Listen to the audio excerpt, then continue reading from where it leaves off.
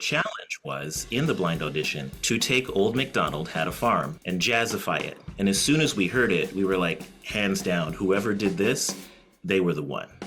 Hello, it's Kayon Riley and Chris Doucette of WUCF. Today, we're speaking with a very special guest, Julius Harper. He's the executive producer of the new PBS Kids show, Acoustic Rooster. Hey, Julius, thanks for talking with us. Thanks for having me. Yeah, it's Acoustic Rooster, which has, near and dear to my heart, a theme of jazz. Why is jazz a vehicle for early childhood entertainment and learning? It's interesting. Jazz is actually uniquely suited, I would say, to this space because jazz is a natural place for kids to learn about and model creative collaboration, which is a key life skill.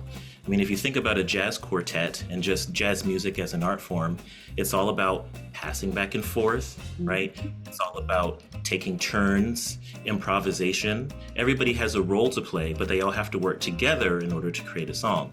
The characters are based off of real-life artists, and I was wondering if you could tell us a little bit about each character and like the inspiration behind those characters being chosen.